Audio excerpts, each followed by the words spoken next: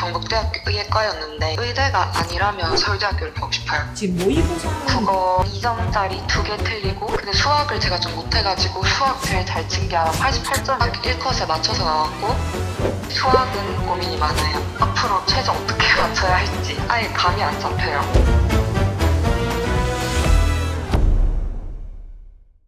입시에 대한 고민을 해결해드립니다. 찾아가는 입시 마스터의 마스터 김원주입니다. 반갑습니다. 자, 오늘은 대구로 내려왔습니다. 이 학생은 우수한 내신 성적으로 의학 계열의 목표를 가지고 있는 학생인데요. 우리 혜라 학생 소개해주세요. 네, 안녕하세요. 저는 대구 상원고등학교 다니고 있는 3학년 정혜라입니다.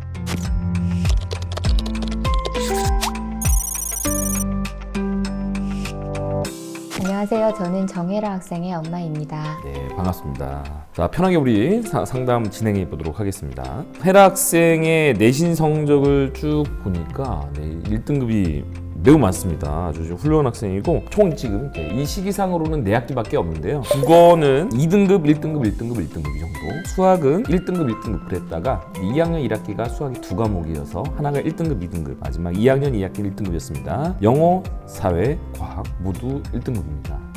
아주 좋습니다. 보통 이 점수대 학생이라고 하면 본인의 의지로도 의대에 가고 싶은 이런 생각을 많이 하게 됩니다. 그렇죠? 우리 얼마큼 갈 수 있는지에 대한 혹시 정보는 좀 알고 있어요? 의대를 갈 수 있을 만한 성적인 것 같긴 한데 정확히 어디 의대가 되고 이런 것까지는 잘 모르겠어요. 1학년은 학교 성적과 세특이 다 있는데 문제는 2학년의 성적은 있지만 세특이 아직 마무리가 안 돼 있어요. 그래서 4학기 성적은 있지만 세특은 2학기밖에 없는 지금 1개 정도 있었고, 근데 이제 1학년의 세특을 보니까 매우 열심히 준비를 하고 기록해 놓은 내용들이 눈에 띄는데 아마 2학년도 그 이상일 거다라고는 충분히 이제 예상 가능합니다. 그리고 대략적인 입결을 한번 확인해 보면 아무래도 이 지역의 이점을 살리기 위해서는 지역 인재를 이제 찾아보면 좋은데 경북대 기준으로는 지역 인재 전형에 교과로는 2.35 정도 됩니다. 의외죠? 오, 이렇게 낮나? 이유가 있어요. 수능 최저라는 게 있습니다. 수능 최저가 과학 2과목을 포함한 3개 등급합이 한 4 정도 나와야 돼요. 그러니까 실제 수험생들을 만나보면은 국수, 영탐 이 중에 3합 4 정도라고 하면 비교적 높진 않은 평균치의 수능 최저인데요. 경북대의 특징이 뭐냐면 과탐 2개를 다 지정을 해놓고 그것을 반드시 포함하고 3합 4가 나와야 돼요. 그러니까 4과목 중에 고르는 게 아니라 하나를 지정해 놓다 보니까 이 수능 최저를 만족하지 못하는 경우들도 좀 꽤 많이 있습니다. 그럼에도 불구하고 성적은 충분히 가능합니다. 지역인재 전형으로는 우리 혜라 학생 입장으로는 교과를 쓰든 종합을 쓰든 크게 상관은 없을 것 같다라는 생각이 오늘 듭니다. 대략적으로 지금 이제 입결에 관련된 이야기는 좀 드렸으니 어떻게 공부하는지에 대한 고민을 같이 이야기해 봤으면 좋겠어요. 네. 가장 어려운 과목이 뭔 것 같아요? 저는 수학이 제일 어려운 것 같아요. 수학이 제일 어려워요? 네, 수학을 쳤을 때 점수가 좀 낮은 것 같기도 하고 어려운 문제를 만나면 잘 접근 자체를 잘 못하는 것 같아요. 네, 어머니께서 보실 때는 혹시 물론 지금도 기특하게 잘하고 있는 친구지만 한편 아쉬운 점이 또 이제 있을 수 있잖아요. 수능 최저라 하면 어느 정도까지 해야 되는지, 플랜을 짠 때는 또 어떻게 짜야 되는지 전혀 사실은 아이보다 아는 게 없습니다. 네. 아니, 그럴 수 있습니다. 사전에 이제 부탁을 했습니다. 교재를 한번 보고 싶다. 여름 방학 때 풀었던 교재예요. 작년 여름에 미적분 공부할 때 보통 학원에서 숙제를 주면 뭐 한 단원씩 2단원씩을 주는데 문제 푸는 것 자체는 저는 오래 안 걸리거든요. 오히려 남들보다 더 빨리 내요, 답을. 그런데 다 맞는 페이지가 있더라도 이 페이지 여기서부터 여기까지 보는데 1시간 반이 걸려요. 제 머릿속에 있는 그 암산했던 거라든지 이런 거 그냥 다 적어요, 저는. 근데 이게 저도 되게 답답한데 이렇게 안 하면 못 넘어가겠는 거예요. 그러니까 이제 옆에서 본 엄마 아빠는 이제 답답해서 미칠 지경인데 엄마 검사해?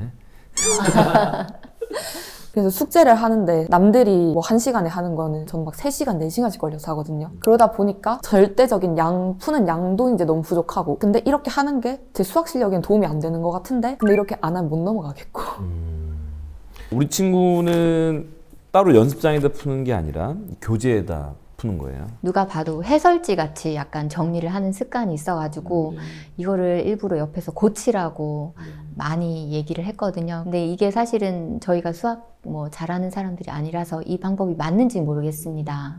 공부를 함에 있어서 특히 수학은 상대적일 수 있는데요.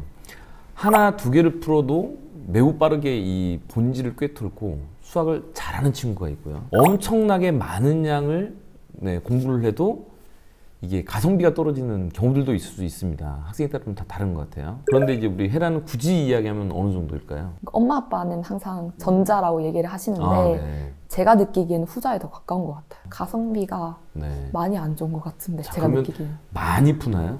보통? 그럼 아니요. 그건 아닙니까? 네. 후자는 아니네요.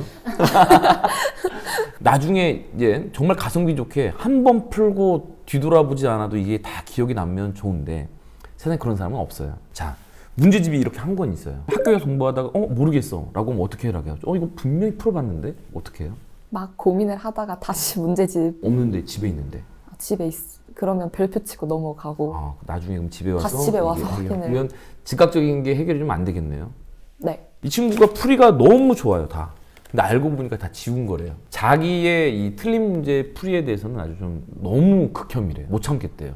이 꼼꼼한 성격을 알겠는데 문제는 그러면 그만큼 자기한테 피드백을 줘야 되거든요. 자기의 좋았던, 잘하는 점과 못하는 단점을 봐야 돼요. 그래야 문제의식을 가지고 다음에 풀었을 때 저렇게 실수를 했구나도 알아요. 그래도 천만다행인 건 한 번 배우고 한 번 공부한 거를 잘 까먹지 않은 편인데 나중에 학습량이 막 쏟아지기 시작하면은 이걸 감당을 못 할 거예요. 그렇기 때문에 될 수 있으면 그것조차도 흔적을 남겨놓는 게 좋아요. 자, 그러면 이건 이제 우리 헤라의 스타일을 제가 접목해서 이야기해 주는 거예요. 한 번 풀고 다시 옮겨 적고 하는 그 작업을 지금 안 할 거예요. 왜? 절대적으로 시간이 없어요.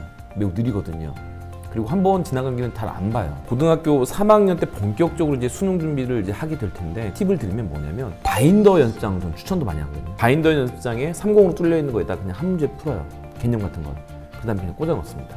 한 장에는 한 문제 한 개념만 적으세요. 적은 다음에 그걸 바인더 연습장에다가 다 넣습니다. 계속 넣어요.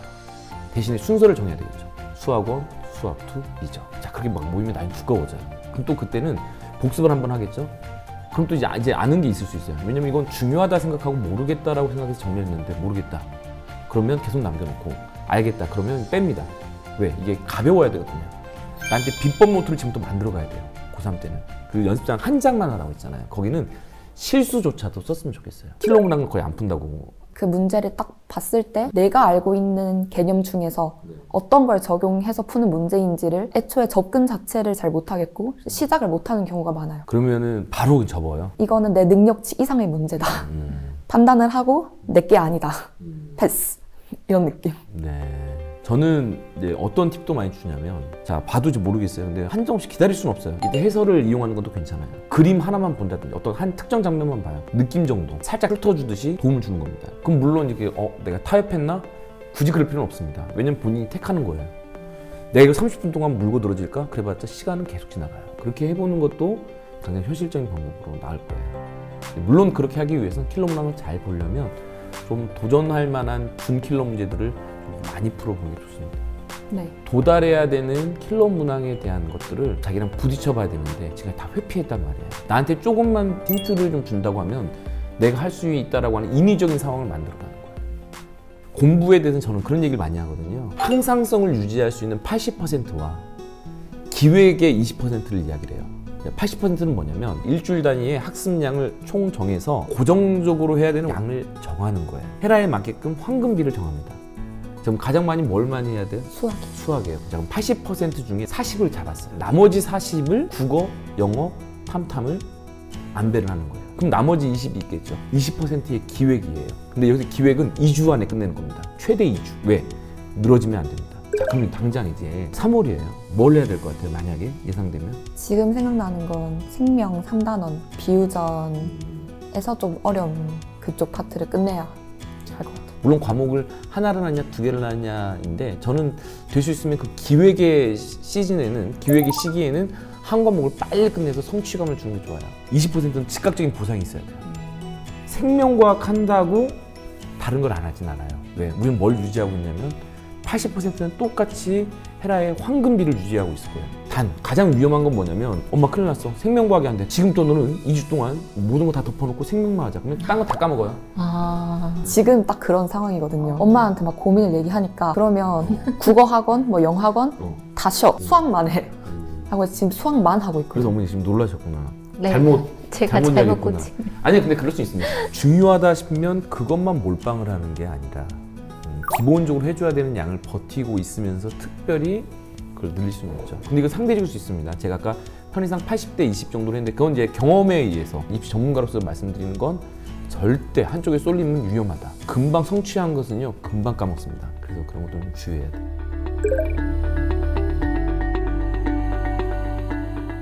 일단 오늘 들었던 얘기 중에서 집에 가자마자 실천하고 싶은 거는 일단 그 바인더 연습장을 사가지고 그걸 이제 수학뿐만 아니라 국수, 영탐 모든 과목에서 다 그렇게 정리를 해서 6월 평가원 시험을 칠 때쯤에는 연습장 두께가 조금 많이 두꺼워졌으면 좋겠고 뭐 아는 거는 중간중간 빼기도 하고 오늘 좀 확신이 들었던 거는 그동안 가장 궁금했던 정석대로 공부를 하는 것과 요령을 피우는 것과 어떻게 아이에게 조언을 하는 게 맞을까 늘 그 약간 갈림길에 있었는데요. 자기만의 타협점을 찾아야 된다는 그 말이 가장 이렇게 와닿았던 것 같습니다. 그래서 그 방법대로 한번 노력해 보겠습니다. 입시는 어떤 방법이나 방향이 뭐 정답이 정해져 있는 것 같지는 않아요. 그래서 헤라가 가장 잘할 수 있는 방식에 맞춰서 입시의 결과를 만들어낼 수 있는 최적화된 방향을 선택하고 필요하면 타협을 해야 되는 것 같습니다. 네, 그래서 오늘 이야기 나눈 걸 바탕으로 좀 방향 잘 잡아가고 지치지 않고 승부는 그날까지 좋은 결과 나올 때까지 최선을 다했으면 좋겠습니다. 고3이 돼서 막연하게만 느껴졌었는데 소장님 말씀 들어보니까 훨씬 제가 앞으로 1년 동안 어떻게 공부를 해야 하는지 방향성을 좀 찾은 것 같아서 이 방향성 그대로 유지한 채로 열심히 해서 좋은 결과 얻어내고 싶습니다.